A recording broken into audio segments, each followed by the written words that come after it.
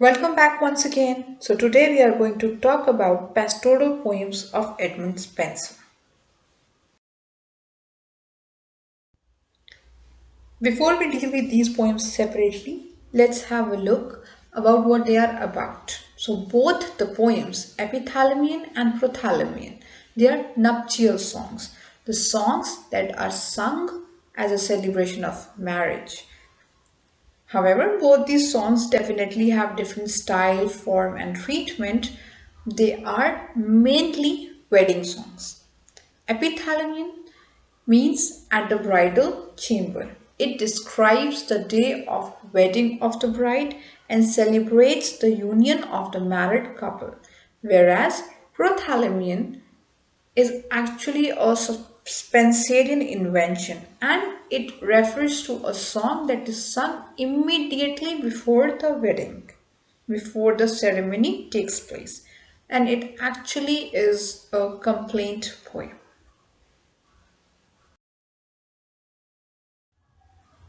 Epithalamion, the first of the two pastoral poems, is a song that celebrates poet's love and his marriage to Elizabeth Boyle. The poem has 24 stanzas, each stanza representing 1 hour of the day. Thus, the entire poem represents all 24 hours of a day in collection. Spenser has very cleverly used 365 lines in these 24 paragraphs or stanzas. So, he has represented 1 day of a year through one line. Within these 24 stanzas of 365 lines, he has represented his idea of love, which is a combination of divinity and earthly sensuation. He believes that his love is divine and it has come to him from heaven and fallen on his lap, but at the same time, he believes that his love is earthly. It is the one that is though divine, made in heaven, spiritual, made actually for meant for earthly beings, for humans, and it has to be sensual. Now, the poem, it begins with the invocation of muses. Who are muses? Muses are basically the deities or the higher power to which a poet prays and asks them for his blessings. So in this epithalamion, Spenser invocates the muses and asks them to participate in the wedding and serve as the bridesmaids of his bride. Now the entire poem, it has a pastoral setting, which means it is set on a countryside near a river in a park. It has a pastoral setting. If we look at the poem stanza wise, then the stanzas first to eight describe the setting for the event. Like it is near the river, it is in the countryside, there is grass, there is trees, there are flowers, and everything is described in from stanza 1 to 8.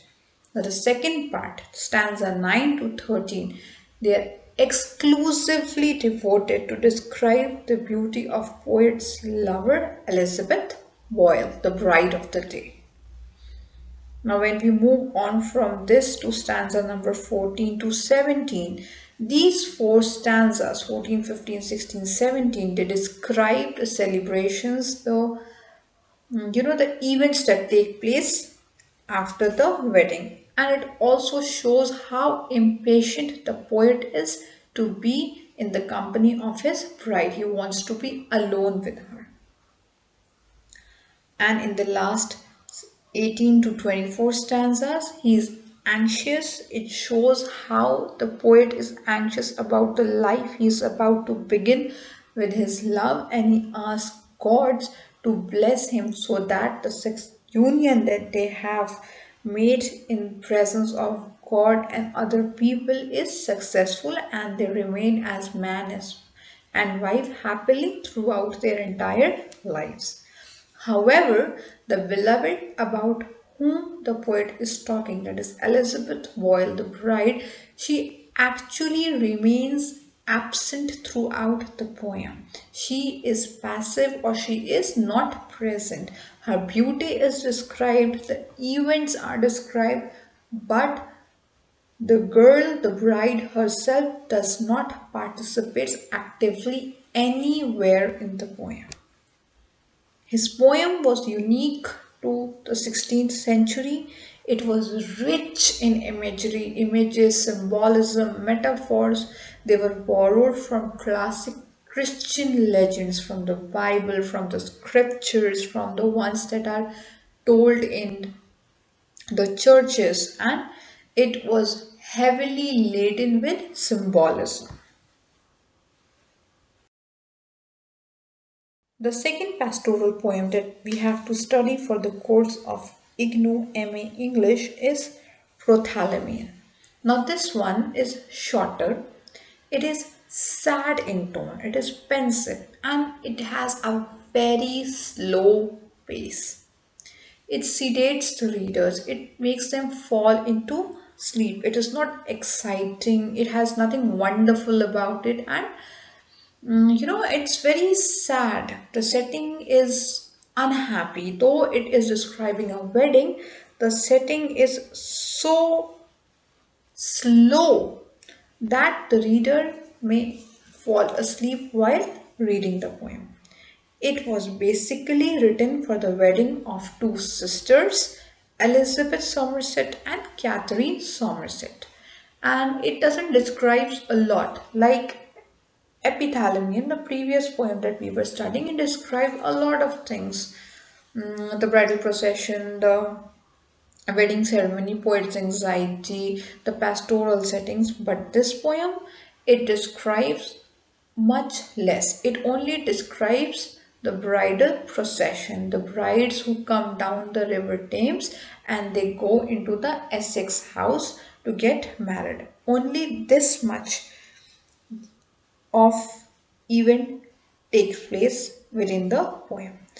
And because the event is less and lines are more, fewer hours are described in longer lines and longer stanzas, the poem, it appears to be wooden, which means it appears to be expressionless. It is not very exciting, not very expressive. It doesn't has rich symbolism or imagery. So it is very stilted, very staid, very less expressive or less emotional as compared to Spenser's other poems. And what is very important to note about Prothalamion is that it is as much about Spencer's sense of unhappiness with the world or his status in the world as much as it is about the wedding. It is about a happy event and a sad state of mind of the poem at the same time. So, this is the most important part of Prothalamion that you have to remember while explaining it in detail in your examination, that though it is a wedding song, it is equally about Spenser's feeling of unhappiness and sadness.